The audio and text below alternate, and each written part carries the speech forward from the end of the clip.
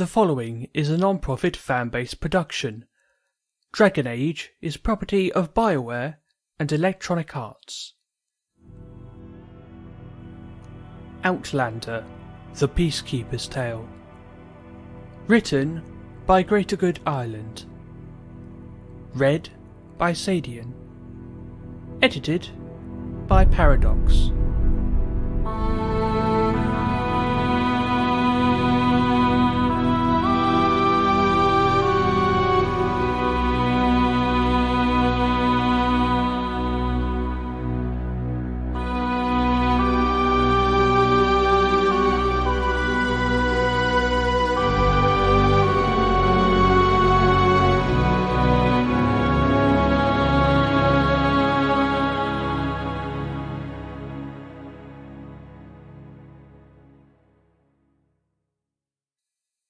Chapter 5. Magic. Tam raised her bow to loose an arrow at the stowaway elf, a rather nasty-looking bodkin point tipping it. The snarl on her face informed me she was absolutely intent on killing the man. Though man is putting it generously, he was barely 18 by my guess. I examined the target, concluding he seemed entirely harmless. Any one of the three of us could have taken him easily with our fists alone, especially Julie. Tam's bow or dagger was overkill, whereas my firearms could have turned him to minced beef in a fraction of a second. Or at least, that was my assessment when I decided to stop her from killing the poor guy. I lightly put my hand on Tam's shoulder to calm her down. Her narrowed eyes and tensed muscles relaxed slowly at the touch. With an exhale of breath, she slowly returned the bowstring to its place and removed the arrow from its nock. That allowed me to relax a little in turn, as it made clear that she did not kill people without good reason and stopped us creating a body we needed to hide. The stranger seemed entirely blasé about the whole thing, continuing with a little smile on his face that was very disarming. I was clearly willing to give him some time to speak, but it did not convince our new canary friend, however. "He is dangerous, Samuel," Tam said firmly, pressing her case to me. "We should kill him." That got my attention, you could be sure. I was rendered speechless by the ferocity of her conviction on the matter. He looked like a mischievous kid to me, at worst. Our guest cleared his throat pointedly. "That's impolite," objected the elf. "Talking about killing a person right in front of them, without even knowing their name." "I know enough, Cerebus," Tam snarled at the man. "You are without a keeper, which means you could attack at any time. You are too dangerous to live." The elf rolled his eyes, his smile remaining. That tweaked my interest, as I began to suspect Tam's speech was something he had heard before. He moved to the side and sat down on the back of the cart, placing his staff across his thighs. Julie and I sat too, my ignorant self still entirely unaware of the potential danger. Tam remained standing, now ignoring the fact that Julie had begun eating the chicken again. Hunger beating out curiosity, which in this case was totally fucking bizarre to me. Both my companions seemed to know who my guest was, but Julie at least seemed calm about it. "Who is he?" I asked her. "It's more of a question of what he is," Julie replied, pausing her chewing. "He's an apostate, a mage outside the circle, a rebel sorcerer." I snorted with laughter. Finally, a supposed magic user had arrived. If he had truly meant us harm and truly was a mage, he would have shown it already. Or that was my logic anyway. This situation seemed more absurd. "My name is Armin, in case anyone cares," the elf said, not holding the interruption in our conversation against us. "And it is as your friend says, I am a rebel mage. And you?" I had to see it to believe it. At the back of my mind, I had already decided that magic had to be real, if all the things I had seen already were real, but I couldn't simply take their word. Some intelligence gathering on the basic capabilities of magic users was required. To start, I took out a dessert packet from the MRE and opened it. I bit into the dubious treat inside, to tease him a little before I made the request, a reminder that I had something he wanted. The grin on the Major's face died down a little as he watched the dessert rather than me. "Sam Hunt, at your service," I said quickly. "If you are a mage, show us your magic. I've never met anyone who could use it before." That certainly caused consternation, the young man's brow going a bit crooked. "You're not from Morlaix?" Armand asked. "Does he sound like he is?" said Julie. I was, after all, speaking in Orlesian, though the accent should have answered his question. He didn't get out enough to know, as I discover. "He sounds like some dwarves I've met," confirmed the elf. "What country are you from?" I was becoming annoyed. He was stalling, or trying to avoid my request completely, by moving on to another topic entirely. "I come from somewhere extremely far away. You wouldn't know it," I said. "So, are you going to show me magic, or are you not hungry anymore?" I shook the dessert between my fingers, the packet making a pleasant sound. Armand's face curled with annoyance, the first time he had displayed something other than a casually happy visage. It still lacked threat to me though, looking more like the face of a child asked to do a chore than anything with real hostility. I felt a little bad, making him into my personal trick pony for a moment. I would regret feeling bad soon enough.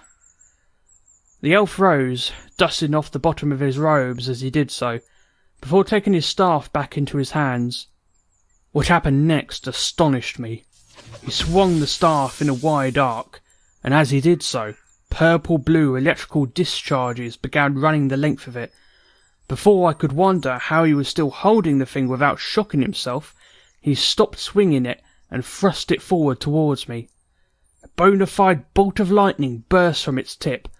I didn't see where it went, it was obviously far too fast for that, but I certainly heard it as it passed right by my left ear.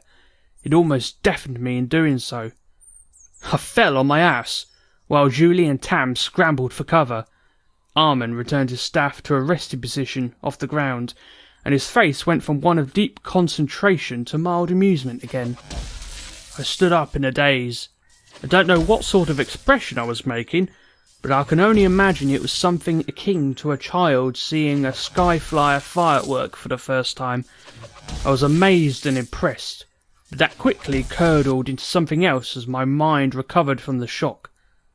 "See?" said Tam, pointing at him with one hand and keeping her other on her dagger. "This is no mere stowaway. He is a living weapon." At long last, I agreed with her assessment, though not simply because he had used magic. No, it was because he had shot so lethal a thing so close to my head, the equivalent of shooting an earth weapon around like it was a toy. But I couldn't let him get a whiff of threat from me, not yet. I wasn't so quick on the draw as to be literally faster than lightning. I needed to get the drop on him. So, no doubt with a barely suppressed disapproving glare, I clapped the man's performance slowly. The cheeky guy took a theatrical bow, evidently pleased that he had entertained. Yeah, he definitely didn't get out much. "Seems pretty harmless to me," I lied. "He could have killed us all if he wanted." The corner of Tam's mouth twitched. She had detected my deception. If the mage had, he made no sign of it. My confidence grew as I inched towards him while my other companion did what I knew she would, have her say. "Harmless?" said Julie from her seat, not believing her ears. "He shot lightning at you." The mage turned his head completely, letting me take several steps casually. Tam wisely did not follow. As trained in stealthy movement as she was, at this range it would have seemed like a mountain was moving. "I shot the rise in the ground behind him," Armand corrected, addressing Julie's complaint. "He asked for a demonstration of magic. I gave him the best one I could think of. More like the most flashy he could think of, and there's nothing more flashy than lightning." The comment must have sent Julie's blood running cold as much as it had mine. "Sam, you can't let him stay," pleaded Julie. Majors are kept away from the rest of us for a reason. The explosion from last night, they caused it." That caught my attention, let me tell you. Tam's explanation from the previous night had left out that detail, or rather, laid it out in a way I couldn't understand. My instincts still told me that Armin was not our enemy, but he was a kid who had way too much power at his fingertips. I needed to reassure both Julie and Tam that I was aware of that at least. And yet, I saw great potential in him. I figured the chances of us getting into a serious fight in the next few days at better than 50-50 odds. Besides that, he was of obvious scientific interest. I had something of a duty to try and bring him to my superiors. Or, to be more honest about it, I wanted to see what else he could do, and I wanted those other things done to the people hunting us, rather than me. The thought of Goldie being turned into electrified chevalier was highly motivating. My determination was made. I was going to take the elf along. His lack of restraint needed to be dealt with first, or at least a proper appreciation of where we really stood instilled quickly. "Tam, you heard me talking to Julie about the dragon, right?" I said, turning to her to ask. "Yes," Tam replied, unsure where I was going with the question. "Did you believe the story?" I continued. "Not until I saw you in person," Tam replied. Her eyes darted briefly at the weapon hanging off the front of me on straps. "I still don't believe it," joked Julie. I smiled back at that, as I knew perfectly well she believed me. "Oh, ye of little faith," I said jokingly. "I guess it's time to show you." I was getting enthusiastic for my plan now. I turned back to Armin, who had been listening intently without comment. His head raised itself a bit as he realised my full attention was on him. In a way, I felt sorry for him. He was about to bear witness to something not seen by the peoples of this world before, save for one particular asshole.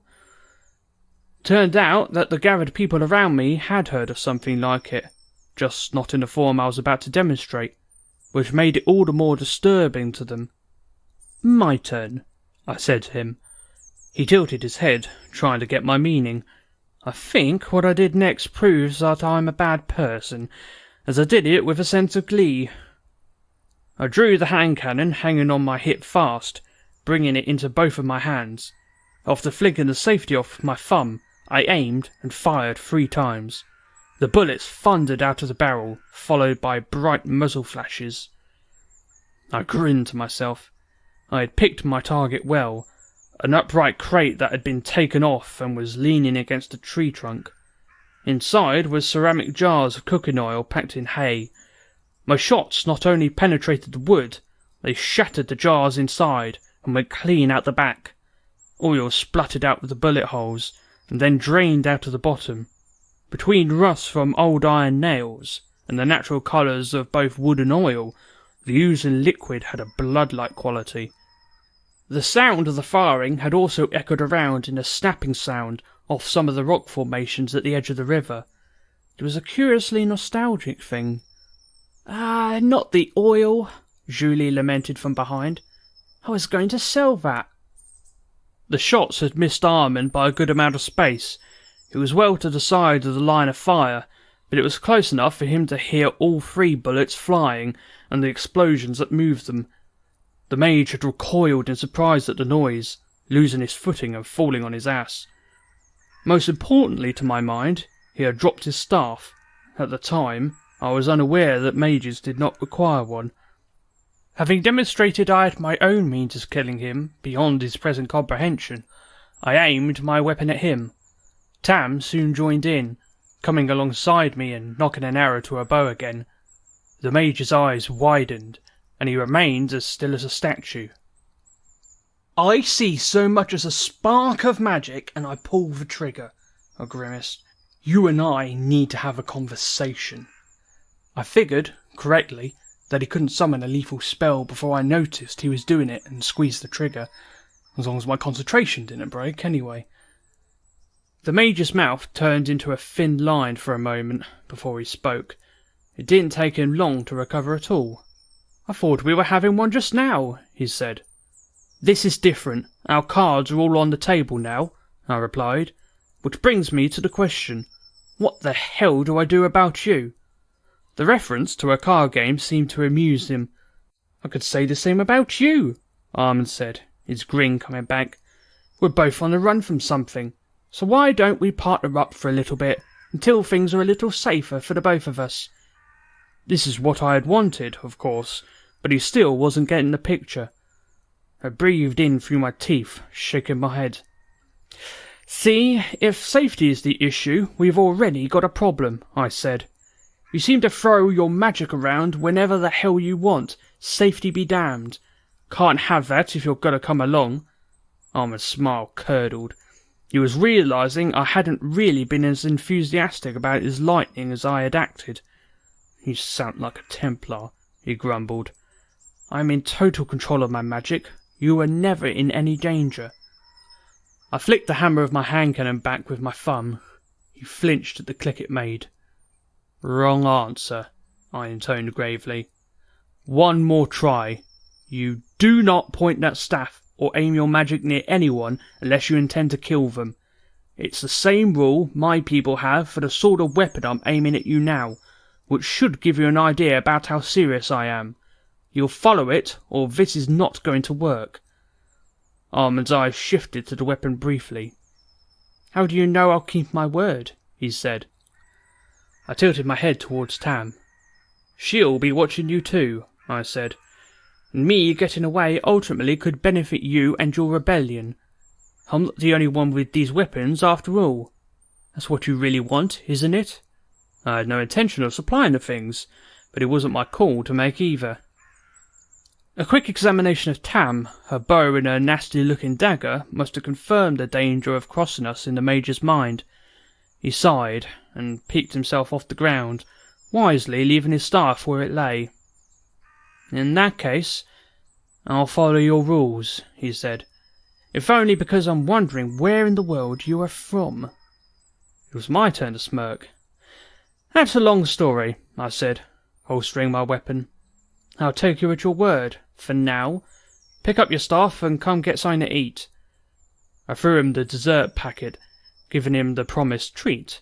He caught it and took a bite, brow rising as he tasted something made on another world for the first time. Tam shifted her weight nervously as Armand did as he was told, leaning over to retrieve his weapon and wandering carefully in a curve to join Julie and I. She eventually relaxed. The Major's body language must have appeared suitably tame enough. I sat back down on my box, and we ate in comfortable silence for a while, every single one of us ravenous after our experiences. After a while, once I had enough, I looked over at my original companions. Both were gazing at me, as I knew they would be. I ignored them, knowing that they'd ask the question eventually. The one that came wasn't what I expected. Where did you get a gatlock weapon? Asked Tam, breaking the quiet. If my people ever found you with this, they would certainly kill you to hide the secret.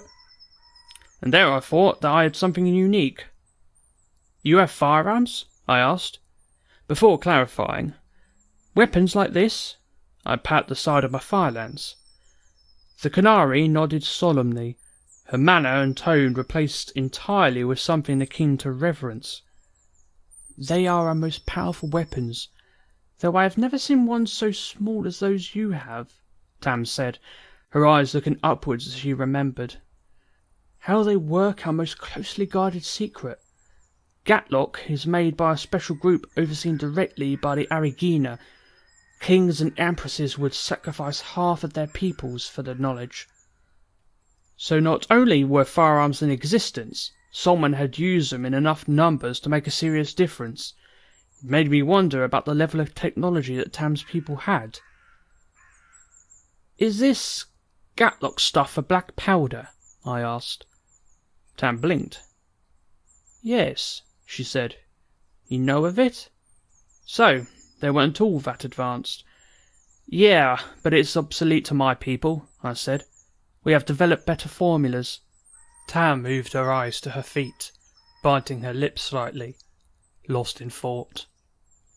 It suddenly occurred to me that it was a huge development The knowledge I had, or the technologies that had been brought through with me, could change this new world, and not necessarily for the better. The weapons alone could be the cause of millions of deaths if mismanaged, and from what I had seen up until that point, I was absolutely certain they would be. Julie sat down close beside me. "It is the work of the Maker," she said. "It couldn't be a coincidence that you and I happened to end up in the same cell.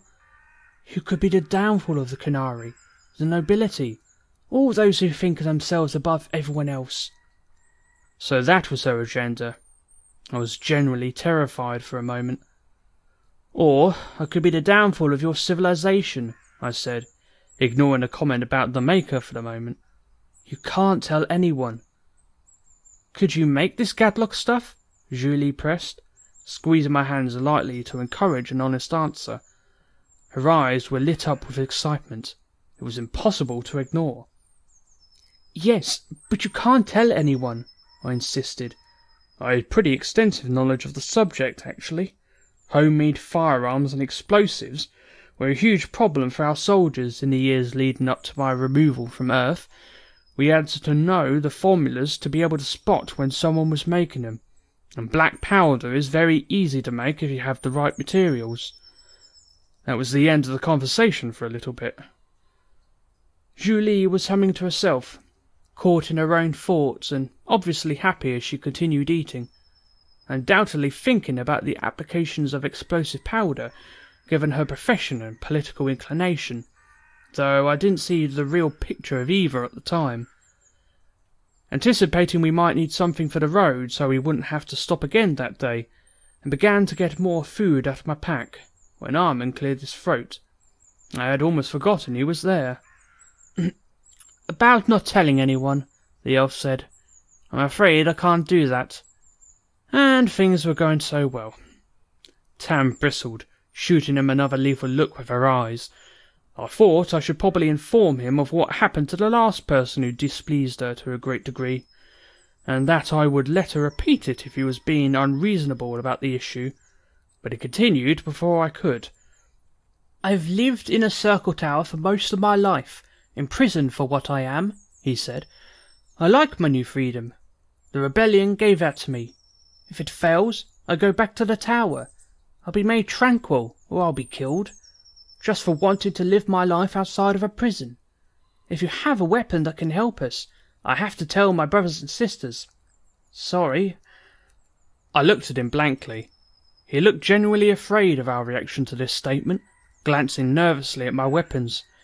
For my part, I was still pretty much in the dark about the Circular Magi, the events at Kirkle and elsewhere, or Orlay's great game, but I understood that I had to learn more. My superiors would want intelligence, and lifelong imprisonment without trial for the act of being different has extremely ominous repercussions, the consequences of which I was compelled to seek out.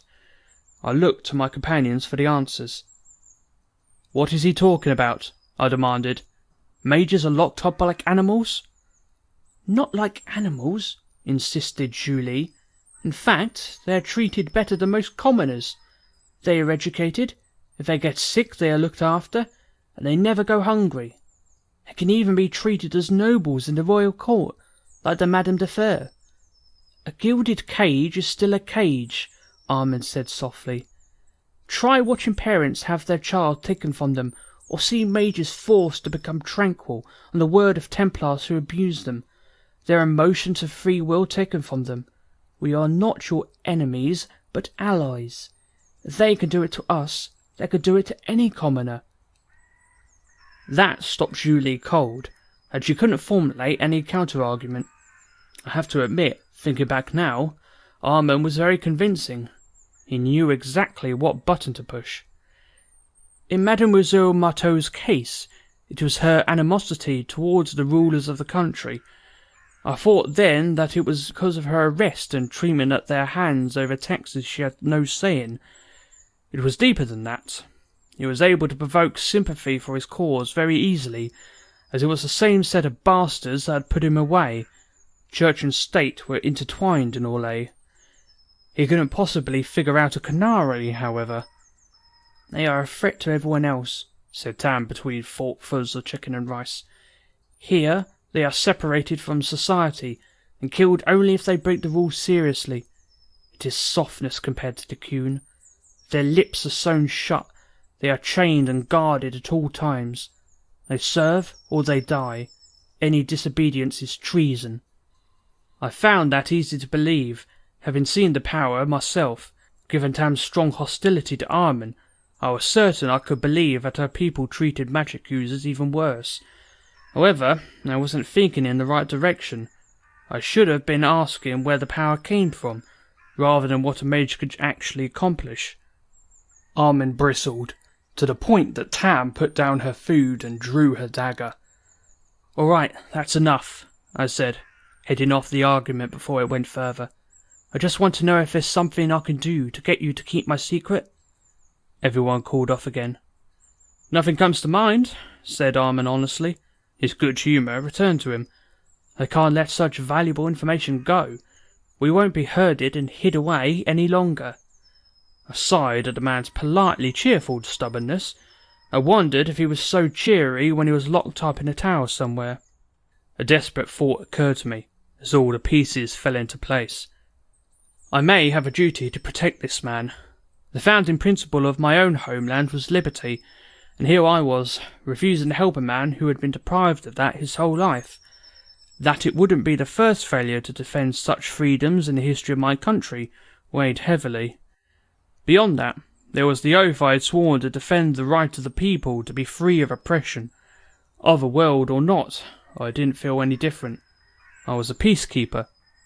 According to the laws under which I served, what Armin, Julie and Tam had described as the life of mages constituted a crime against humanity. In other words, actions so heinous that they would have drawn the ire of the entire world. At least, back on Earth they would. Acts that I had standing orders to prevent if they occurred in front of me. There was only one choice, if I was to maintain my own sense of honour, however limited it might be.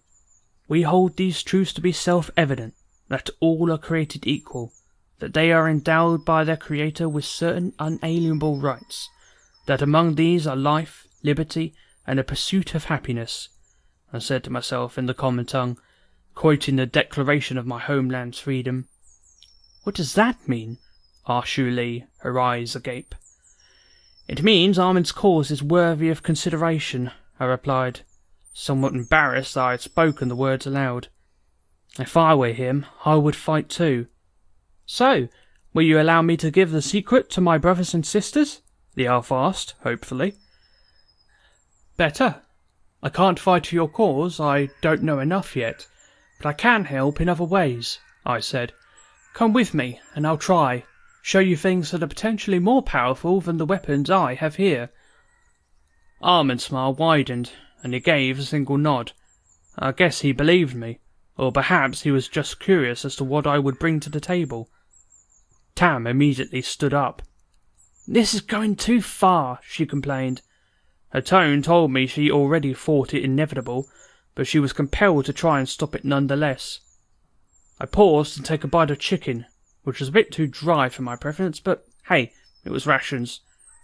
"You want to come to my country?" I asked her. "Very much," Tan replied. "Then you have to understand something," I continued. "If my country were to hear about how these mages have been treated, my people would be outraged." Tam frowned, having some idea of what that meant, likely from the sort of weapons I was carrying, but I explained for the benefit of Julie and Armin anyway. "It might even be cause for us to send our armies, and trust me, there is nothing on this continent that could stop them," I continued. "That's how evil they would view it as. On top of that, there are plenty of resources around here that some people would love to take off your hands. All this would be a great excuse to march in to take them. We have no shortage of ambitious men looking for any excuse, after all." The Canary sat down again, defeated. "Very well, but I'll act as his Arvarad and watch him," Tam growled, waving her dagger at the mage menacingly. Armin seemed to find that funny. "Good, I trust you to do it," I replied. She grimaced a little, but accepted the responsibility. The mage did need watching. I may have liked him, but I wasn't stupid either. Really shouldn't have shown that so blatantly, friend. She's really good with that blade. Seriously, she'll flay you in seconds. Stop grinning. I went over to her for reassurance, as I didn't want it to become a problem. I crouched down beside her, and she raised her head when I did so. We both ate in amiable silence for a bit, but I finished first. "Now, if you'll excuse me, I'm going to wash," I said. "I really need it." I saw that Julie's eyes tracked me as I went, while Armand finished off his curry chicken with every hint of enthusiasm. Tam sat and brooded over the events, but didn't appear particularly unhappy. Things were still tense, but I hoped a little time off would help. The sun was finally beginning to make itself known, and the murky darkness of the forest riverbank started to dissolve. I bathed in the river without incident. Being able to clean off the sweat of days and the dirt of a prison cell felt absolutely divine. The stream was very cold, but I couldn't care. I even swam a little downstream. By the time I was finished, I felt like I had been reborn, baptized in the new world's craziness, and now immune to it. A naive view, in truth, but it was just that sort of atmosphere. I felt a lot better after dealing with Armin and his predicament, like a proper soldier again. I hoped that I had gained another person to rely on while I was here. The temperature was on the up, and the sun was rising higher. After drying myself with my soul towel, it began to feel very warm. I put on a fresh set of pants, pulled on my boots, and left my top half uncovered. I could feel it was going to be a hot day. I set about arranging my next move. I went to my bag to find the scribe's documents, those that had been written when I was captured by Goldie, but found my pack in disarray. Out of the corner of my eye, Armin was watching. "Did you go through my stuff?" I asked politely. "It was her," he said. "The pretty one." "Which one is that?" I asked, knowing the answer would be a good one. I think he realised that he had run himself into a trap. "Both of them," he smiled after a pause. I chuckled and nodded. I guess he was a kindred spirit in more ways than one. To be honest, I could tell that immediately. Little did I know that many circle mages were like that. Guess there isn't much else to do in a tower all day, except read, and the other thing. Making them excellent people for two reasons, in my opinion. "How did you manage to come into the company of two lovely ladies like that?" he asked. "I'm extremely jealous." Poor guy really did need to get out of his golden cage, I thought. "Prison, would you believe?" I said. "We managed to break out last night." Armin looked very thoughtful for a moment, like that meant something to him. He took out a small journal from the folds of his robes and made a note of it. It did mean something to him, in fact, but he kept his counsel. I didn't think much of it. Perhaps he was wondering how we managed it. "Escaped from prison last night, you say?" he said. "Now, that is interesting." Shaking my head at yet another random thing I wasn't going to get, I steered the conversation back on course. "What did they take?" I said. "Clothes," said Armin. "Clothes and crackers." "Huh?" I muttered in reply. The elf laughed for a bit, and walked away to the wagon again. He began talking to and feeding the horse, the one member of our party I didn't think to feed at all. I shrugged away the issue, and got out the notes that Red Mask had waved around the Orlesian equivalent of a show pre-trial. The front page was, inevitably, the sigil of the royalty, a line in the face of a woman embraced by sunbeams, stamped onto the rough yellowish paper with blue ink. I opened the page, and a problem spat in my face. The letters were not familiar to me at all. I scratched my head, wondering at the paradox. I could speak the languages of this world as they were practically identical to two in my world, though their names were different. Common is called English, and Orlesian is French, in case you were wondering. Yet despite this, the written language was unusual, or at least the alphabet was. I managed to figure out that most of the letters had direct counterparts in Latin script, the type you are now reading the story in. I looked out for a sequence that had the same number of letters as my fake name, Clint Eastwood. I quickly found it near the top of the first page, spelled incorrectly. The rest was in flowing script and in Norwegian, so reading it quickly wasn't going to happen. I would need to decode it. I sighed and leaned back, holding the paper out to try anyway. Red Mask had said there was a huntsman, which meant there had to be a village nearby the Dragon Nest, from which I could search for my cache of earth weapons. I was getting nowhere when a cold hand landed on my bare shoulder. It was as if an ice creature had come up to say hello, the coolness biting into me. I shivered at the touch and turned around to see who it was. Julie was standing behind me. She was wearing a military undershirt from my world that was large for her, my boots, and I presume something below the waistline, though the shirt was too long to see. Her hair was damp and twisted around to one side like she had tried to wring the water out of it.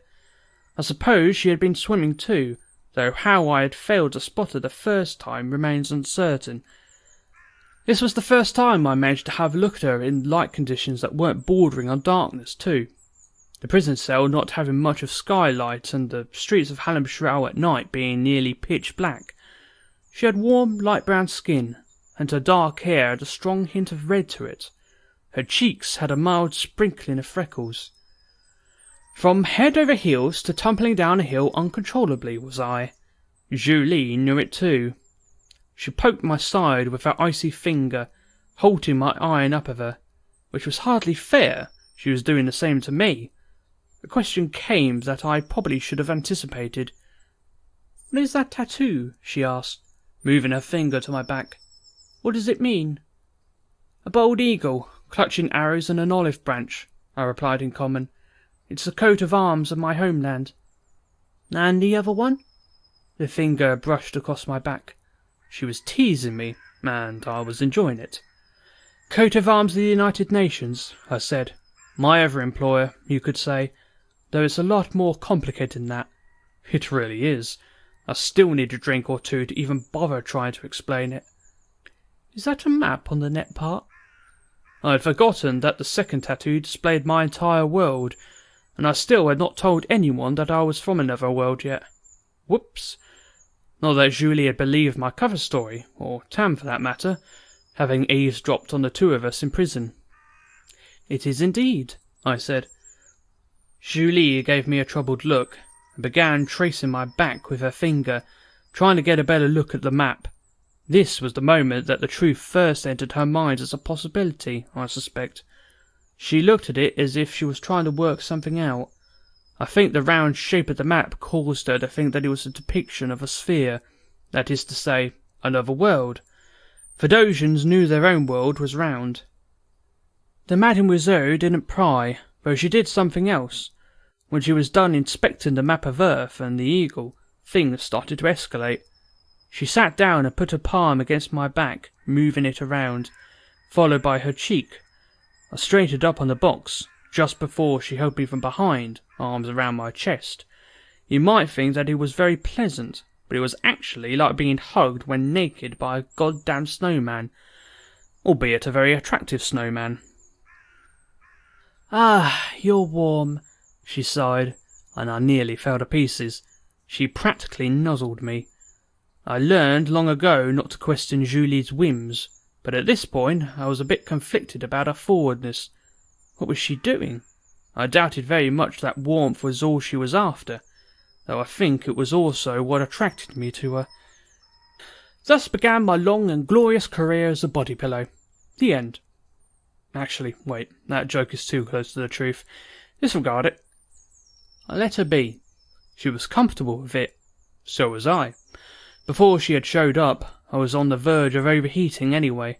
I didn't remember it being that warm when I had arrived, but then again, it had rained on my first day.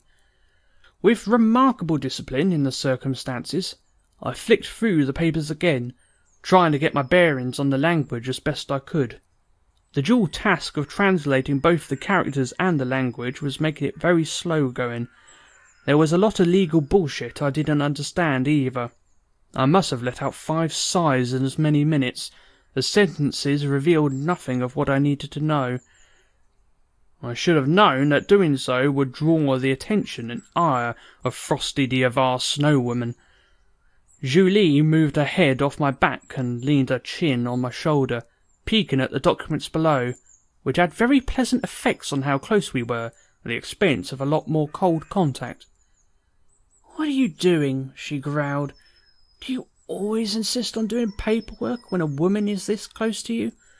Do you not remember what I said in our prison cell?" I laughed loudly at that.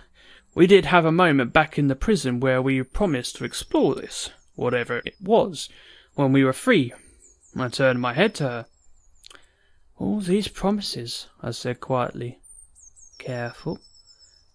"Never," she replied, her eyes narrowing. "What are you doing with that?" "I'm trying to find the nearest village to where I was arrested.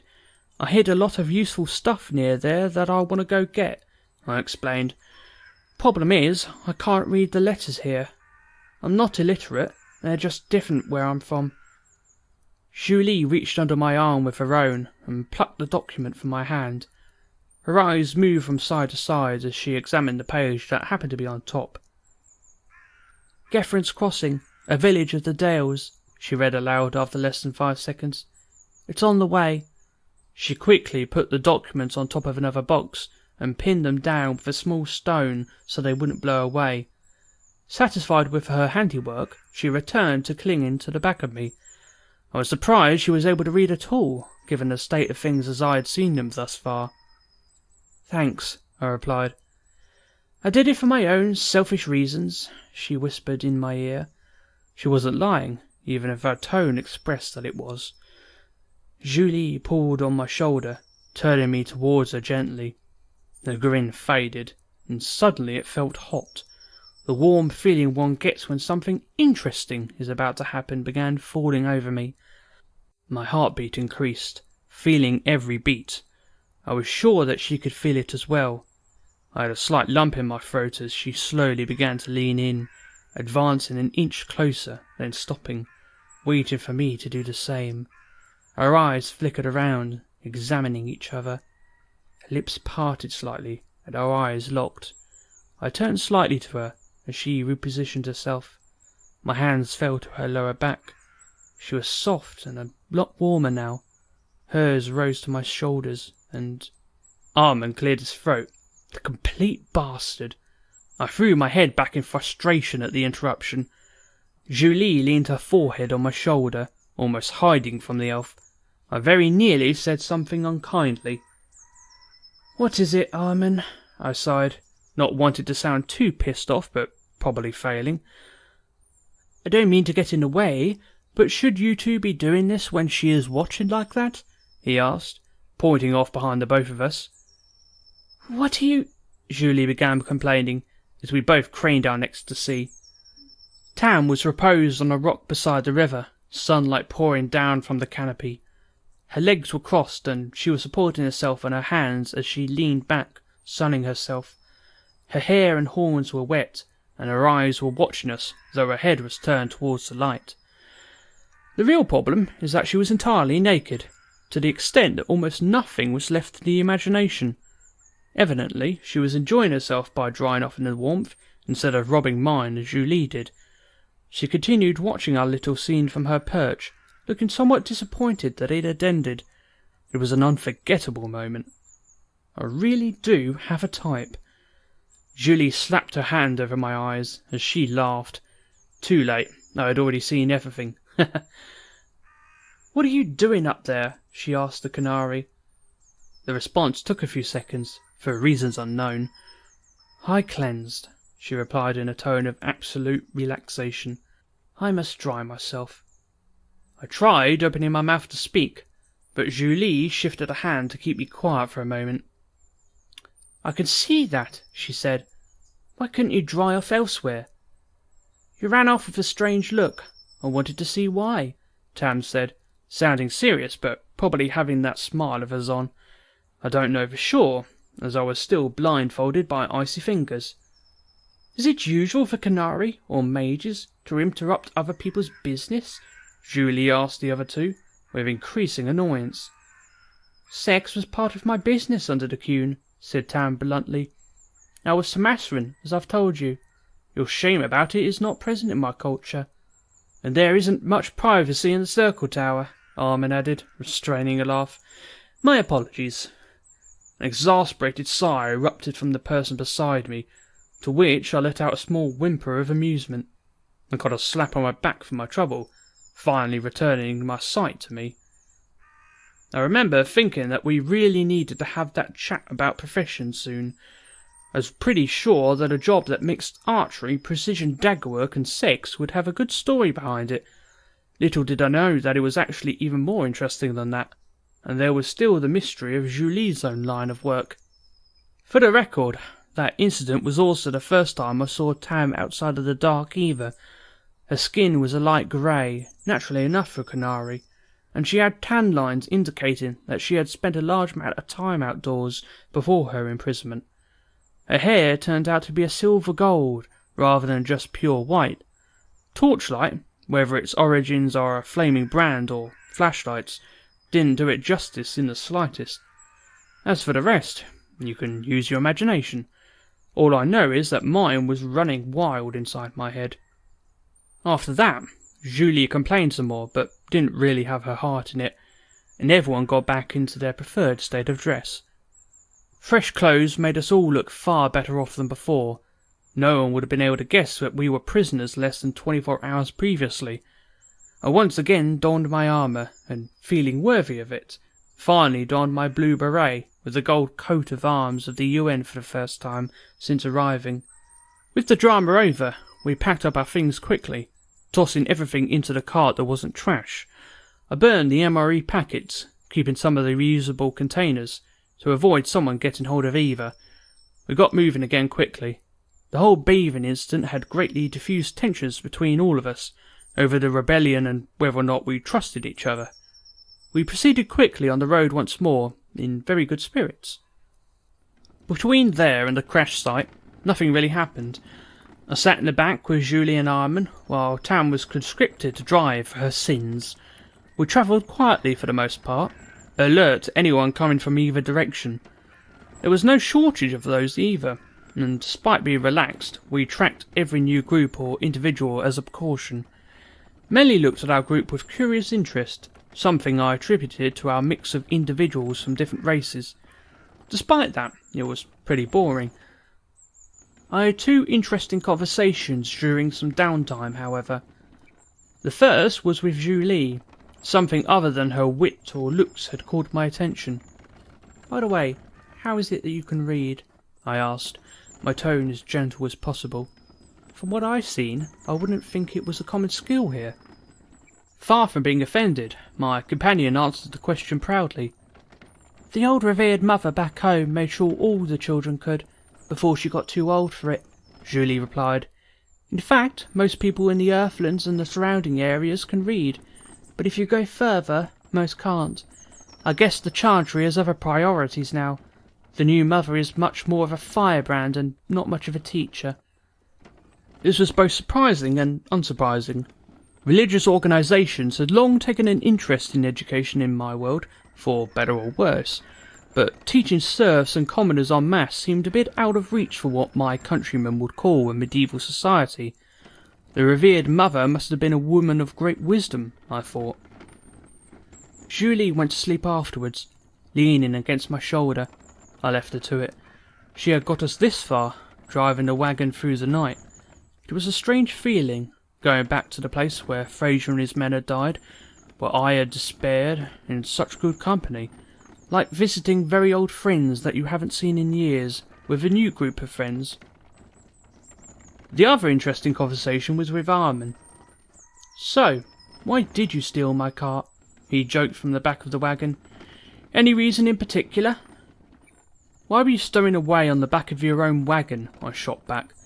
Just checking the inside of that box, were you? Armin waved his finger at me. That would be telling, wouldn't it? So, you won't tell me who the lady driving it was? I continued. Friend of yours?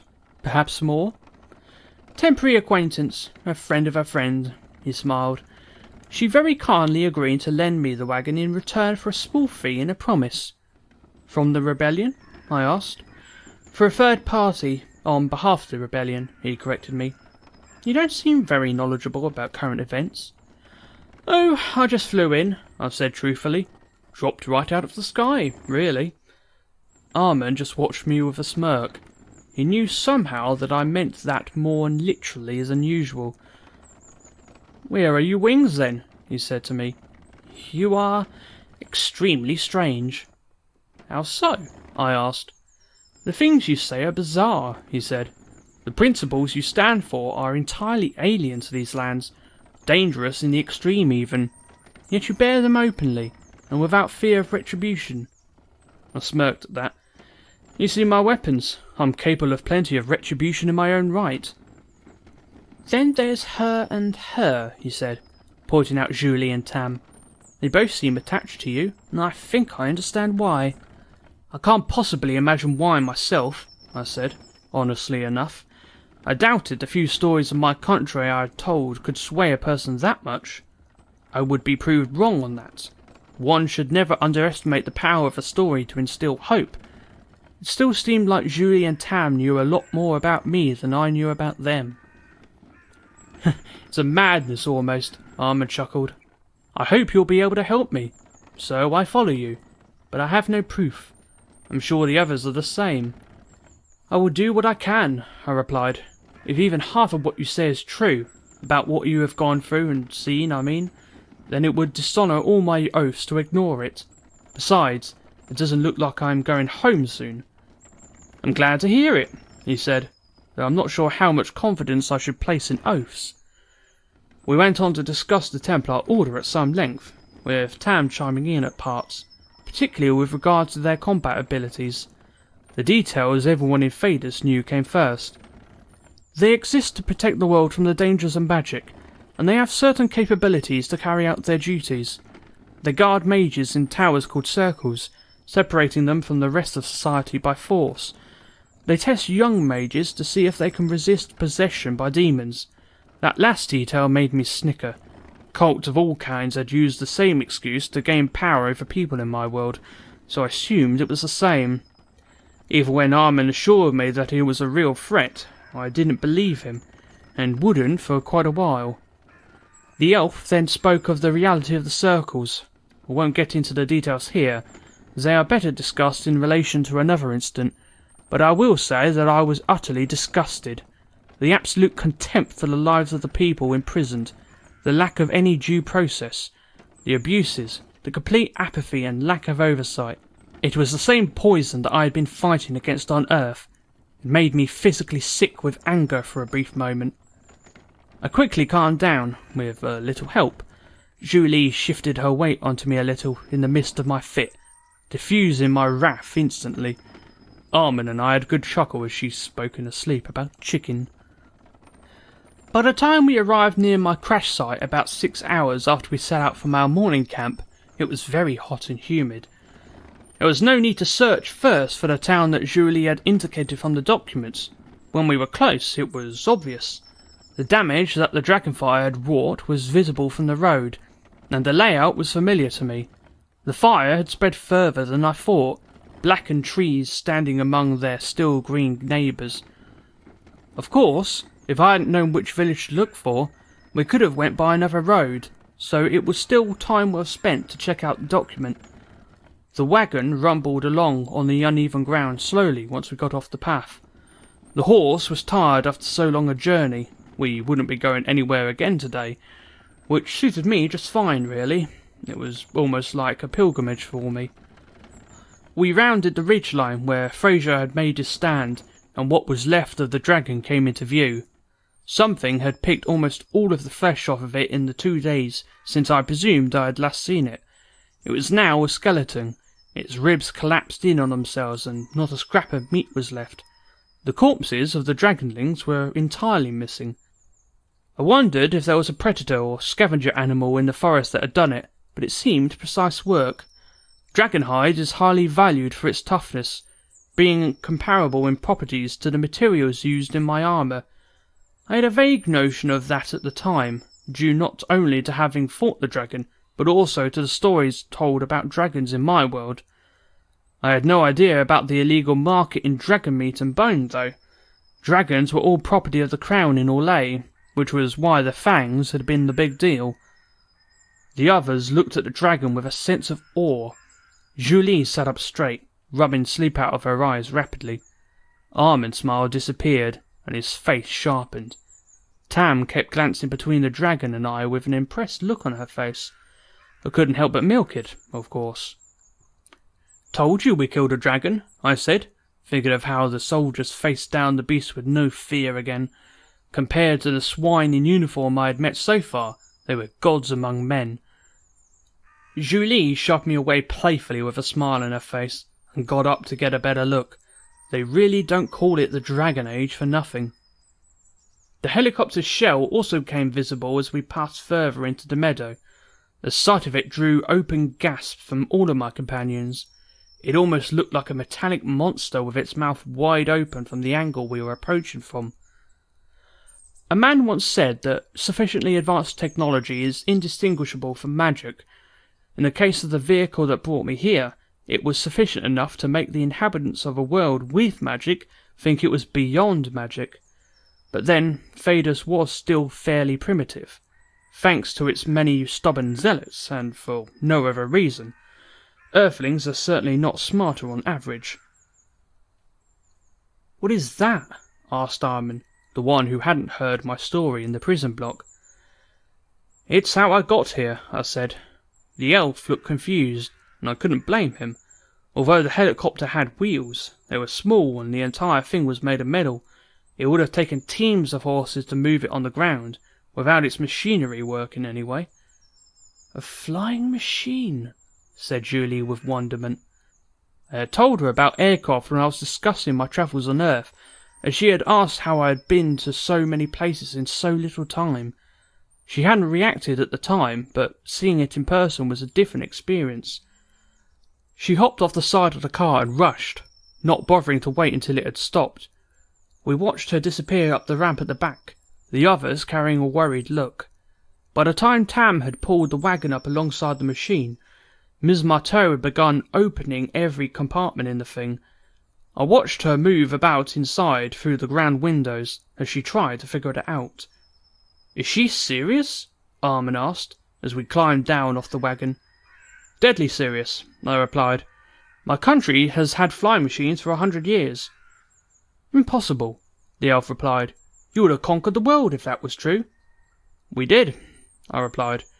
That confused him very much, and he stood back and watched us from afar as we moved closer. The question of who "we" is in the context of imperialism on Earth gets pretty complex. Our Canary friend joined the inspection, running her hand on the metal skin covering the machine and looking at the symbols painted on its side.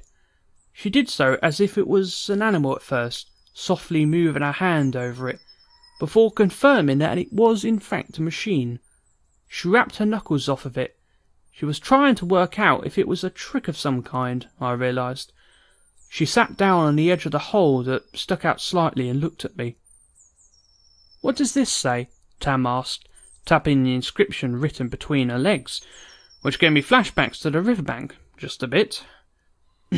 "Royal Air Force," I said, after clearing my throat to clear my mind. "The round symbol is theirs too." "Royal? I thought you said you didn't have nobles in your country," she asked. "This machine belongs to an allied nation," I said, "but their queen only has ceremonial power," which was also the country from which my former homeland declared independence, much like Ferelden and Orlais, but better. Tam nodded, rubbing the metal skin of the helicopter again. "I agree with the mage," she said. "This is impossible. Yet I'm beside it, touching it. I don't understand." "It would be hard to without seeing it in action," I said. "I've flown in this and things like it more times than I can count. It's actually boring to me. I often go to sleep when it is in the air." Tam watched me for a moment and nodded. She believed what she could see and touch, and I guess this was good enough along with analysing whether or not I was lying. I wasn't. I would later miss flying very much, as travel by horse, carriage or sailing ship just takes too long, the result of which is another tale in this story. The Canary was satisfied with either way. "If this is truly a flying machine that flies, show us," Armand said, like it was a wager. "I want to see." "It's damaged badly," I said flatly. The parts that make it fly are banged up, and I'm not sure I could start the machinery with the controls smashed to shreds either. I pointed to the front, which was nothing but ragged metal. Armand glanced there and frowned. I guess he really wanted a demonstration. And he wasn't alone. Julie finally exited the interior and returned to us, slightly red-faced but with a very pleased look about her. The excitement flowed off of her. It was at times like these that I appreciated her most. Well, almost most. I give up, she said. Tell me how it works. She stared at me, awaiting the answer with bated breath. I was happy to oblige her. I took her by the hand and brought her to the side, where she could see the whole thing. Tam followed, while Armand just listened, in interested silence from the rear.